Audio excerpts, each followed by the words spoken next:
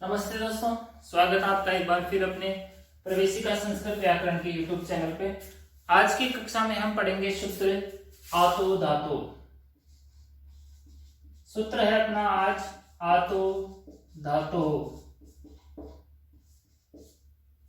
इससे पहले आतो धातो को हम अच्छे से समझ लेते हैं। आतो धातो, इसके अंदर एक जो वर्ण है वो है आत, दूसरा वर्ण है धातु। आत का तात्पर्य होता है अ। आत से क्या तात्पर्य होता है? अ। जहां जहां पर भी आत अगर लिखा आता है या फिर अत कहीं पे लिखा आता है कि अत से तात्पर्य केवल अ होता है, आत से तात्पर्य केवल आ होता है, या जैसे कहीं पे लिखा जाए अवर्ण, तो यहाँ पे अगर अवर्ण या ई वर्ण, उ वर्ण ऐसे कहीं पे लिखा आता है तो उसका मतलब केवल ए नहीं होता, उसका अर्थ यहाँ पे अपने को ए और आ दोनों से लगाना होता है। ठीक है, तो यहाँ पर अपने पास लिखा हुआ है आतो। आत का तात्पर्य है केवल आ। ठीक है, संधि विच्छेद करने की आवश्यकता नहीं है, पदच्छेद की आवश्यकता है नहीं, इसके अंदर दो ही शब्द है पहले से ही, आतो धातो। वृत्ति लिखते हैं आकारांतो। जिस तरह से हमने यहाँ पे आत का अर्थ लिखाया था वैसे ही आगे यहाँ पे आ रहा है आकारांतो, की ऐसा शब्द जिसके अंत में क्या हो? आ हो। ऐसा शब्द जिसके अंत में आ हो, केवल आ न कि अ। आकारांतो यो धातु हो, आकारांतो यो धातु तदंतस्य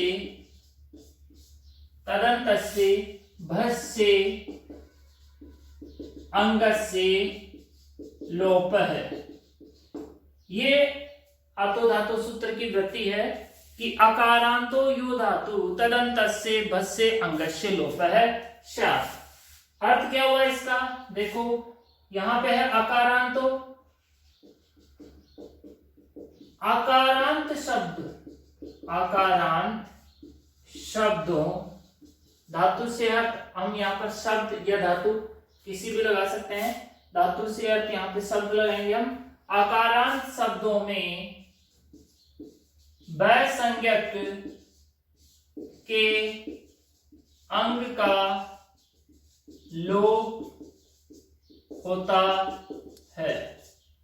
आकारांत शब्दों में जो भय संज्ञक होगा उसके अंग का लोप होगा। अब यहां पर हमारे को समझने में एक तो एक भय संज्ञक, एक यह है कि अंग, ये दोनों क्या होते हैं तो इनको भी हम समझ लेते एक बार कि भय संज्ञा क्या होती है। वैसे इससे पहले हमने सीखा था, भय संज्ञा के लिए हमने अलग से एक वीडियो बना रखा है। भय संज्ञा की यची भम सूत्र से होती है। भय संज्ञा जो होती है वो यची भम सूत्र से होती है। यची भम सूत्र क्या कहता है? ऐसा प्रत्यय जिसके शुरू में यह हो या फिर अच हो, ऐसा सुप प्रत्यय या सुप के अलावा कोई अन्य प्रत्यय जिसके शुरू में या तो यह हो या फिर अच हो, लेकिन वो क्या नहीं होना चाहिए? सर्वनाम स्थान संज्ञक नहीं होना चाहिए। सर्वनाम स्थान संज्ञक नहीं होना चाहिए। सर्वनाम स्थान संज्ञक कितने प्रत्यय होते हैं? 5, सु, औ, जस, अम, औट, वो नहीं होनी चाहिए। उनके अलावा अगर कोई प्रत्यय अच से शुरू होता है तो उसकी यहां पर कौन सी संज्ञा होती है? भय संज्ञा होती है। ठीक है, दूसरा है इसमें अंग संज्ञा या अंग किसे कहेंगे हम? ठीक है, तो यस्मात् प्रत्यय विधि सदादि प्रत्यय अंगम सूत्र से हमने सीखा था कि अंग संज्ञा क्या होती है। अब यहां पर भय संज्ञा किसकी हुई कि यह आदि, अच आदि से जो प्रत्यय शुरू होता है उससे पहले जो शब्द रूप होता है उसके यहाँ पर भय संज्ञा होती है। तो यहाँ पर जैसे मानो विश्वपा, हम आगे सिद्धि बनाएंगे, विश्वपा शब्द रहेगा अपने पास, तो विश्वपा शब्द की यहाँ पे भय संज्ञा होती है। भय संज्ञा होने के बाद में इसका अंग क्या होगा? अंतिम अक्षर, जिसमें या तो स्वर हो या फिर व्यंजन हो। तो जो अंतिम स्वर या व्यंजन होगा उसको हम यहाँ पर अंग संज्ञक कहेंगे और उसका क्या हो जाएगा? लोप हो जाएगा। इस तरह से इस अर्थ का हमें सूत्र का हमें अर्थ समझ में आता है कि ऐसा अकारांत शब्द जिसकी भय संज्ञा हो चुकी हो तो उसके अंग का लोप होगा, उसके अंत में जो वर्ण है उसका यहाँ पर इस सूत्र से लोप हो जाएगा। और लोप होने से इस सूत्र के यहाँ पर अपने पास सिद्धि बनती है, एक तो विश्वपः और फिर बनती है विश्वपा और विश्वपाभ्याम। इस तरह से इस सूत्र में 3 सिद्धियां यहाँ पर बनती है। सबसे पहले हम बनाएंगे विश्वपः, जैसा कि हम पहले पढ़ चुके हैं विश्वपा शब्दात, विश्वपः के अंदर विश्वपा शब्दात रहेगा। विश्वपा शब्द होने के बाद में अब यहाँ पे विश्वपः के अंदर कौन सा सुप्रत्यय है, देखो अगर यहाँ पे ये कह रहा है कि सर्वनाम स्थान संज्ञक नहीं होना चाहिए, तो सर्वनाम स्थान संज्ञक जो है सु, औ, जस, सुट की होती है, और आउट, तो इनकी तो सर्वनाम स्थान संज्ञा होती है। तो जहां जहां पर सर्वनाम स्थान संज्ञा होती है वहां पर भय संज्ञा नहीं होती है, तो ये नहीं होंगे। इसके बाद में जैसे होगा सस, तो यहाँ पे विश्वपः जो शब्द रूप है वो द्वितीय के बहुवचन में बनता है, तो विश्वपा शब्दात अर्थवा धातु रह प्रत्यय प्रातिपदिकम से प्रातिपदिक संज्ञा हम कर देंगे। प्रातिपदिक संज्ञा होने के बाद में सोपजस मौन शिष्टाभ्याम विष्णुभ्याम नसीबाम नसी सामान्यम सुप, इस सूत्र से यहाँ पर हम द्वितीय बहुवचन में कौन सा प्रत्यय कर देंगे, द्वितीय बहुवचने, और यहाँ पे प्रत्यय होगा सस प्रत्यय। सस प्रत्यय होने के बाद में लक्षक को तद्धित से की, तो यहाँ पर एक संज्ञा हो जाएगी और यहाँ पर अपने पास बचेगा विश्वपा प्लस अस, ये स्थिति होगी। विश्वपा प्लस अस हो गया तो यहाँ पर सूत्र आ जाएगा कौन से वाला, यचिभम। यचिभम सूत्र कैसे आ जाएगा कि यहाँ पे जो हमने प्रत्यय किया वो प्रत्यय था शस। अब ये सूत्र कहता है कि मैं सिर्फ उन्हीं प्रत्ययों की, उन्हीं सुप्रत्ययों की भय संज्ञा करता हूं जिनके शुरू में क्या होना चाहिए, अच। अब यहाँ पे तो अच नहीं है, यहाँ पे तो सो हो गया, स हो गया, तो यहाँ पे सूत्र नहीं आ सकता। यहाँ पे सूत्र नहीं आ सकता तो हम इस स के सस को यहाँ पर हम अस होता है, जैसे ही लसक को तद्धित से इसकी संज्ञा हो जाती है तो यहाँ पर अस शेष बचता है, और जैसे ही अस बचता है तो वो प्रत्यय जो है स्वर से शुरू होने वाला प्रत्यय हो जाता है, क्योंकि ये इसके शुरू में क्या आ गया है, अब ए। ठीक है, तो विश्वपा प्लस अच होने, विश्वपा प्लस अस हो गया है यहाँ पे। फिर यचिभम इति सूत्रेण भय संज्ञा कृति, कौन सी संज्ञा होगी यहाँ पर, भय संज्ञा। भय संज्ञा किस शब्द की हुई है यहाँ पे, विश्वपा की, न कि अस की। अस की यहाँ पे भय संज्ञा नहीं होती है, भय संज्ञा होती है शब्द रूप की, उससे पहले जो शब्द रूप होता है उसकी यहाँ पर भय संज्ञा होती है। जैसे ही भय संज्ञा होगी यहाँ पर सूत्र आ जाएगा अपने पास, आतो धातो हो, आतो धातो सूत्र आ जाएगा। ये क्या करेगा, इति सूत्रेण विश्वपा, विश्वपा शब्द की भय संज्ञा हुई थी, तो जिसकी भय संज्ञा होती है उसके अंग का यहाँ पर लोप होगा।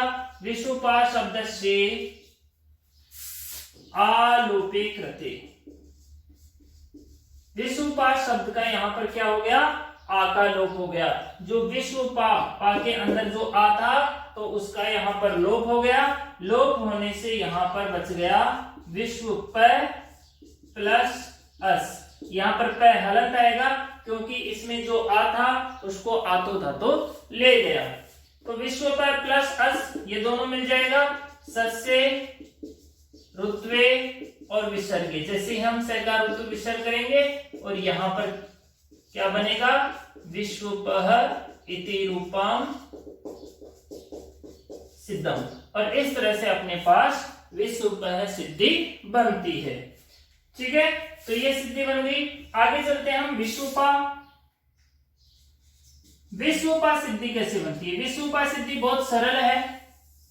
देखो विश्वपा कैसे बनाना अपने को, विश्वपा शब्दार्थ रहेगा, वही शब्द रहेगा जो यहाँ पे रहा था विश्वपा शब्दार्थ, फिर तर्क्या एक वचन में टा प्रत्यय, कौन सा प्रत्यय हो जाएगा, यहाँ पर टा प्रत्यय टाके टैकी चुटु सूत्र से इत संज्ञा हो जाएगी और यहाँ पर शेष क्या बचेगा, विश्व पा प्लस आ इत्यत्र। जैसे ही यहाँ पे आ आता है ये छिभम आ जाता है और ये छिभम आकर के इसकी कौन सी संज्ञा कर देता है, बै संज्ञा। यहाँ पे बै संज्ञा हो जाएगी और जैसे ही बै संज्ञा होगी सूत्र आ जाएगा आतो धातो हो। जहां जहां बै संज्ञा हो जाएगी और यदि वो शब्द रूप आकारांत होगा, आज इसके अंत में होगा, आतो धातो इति सूत्रेण आलोपे करते।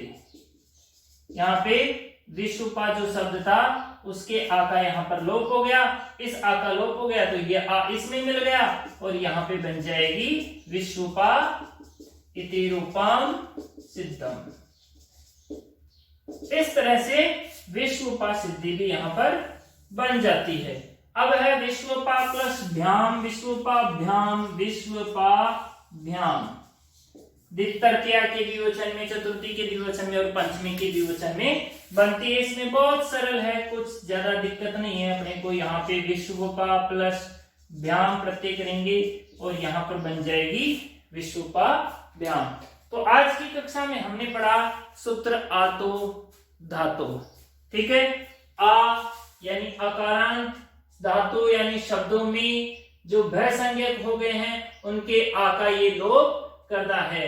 अकारांत यो धातु, वैसी धातु जो अकारांत हो तद अंत से उसके अंत के भय संज्ञक के अंग का यहाँ पर लोप होता है। जैसे कि विश्वपा में जो आ था उसका यहाँ पर लोप हुआ है, ठीक है। आप इसका स्क्रीनशॉट ले सकते हैं जिससे आपको नोटबुक में उतारने में आसानी से रहेगी। थैंक्स, धन्यवाद।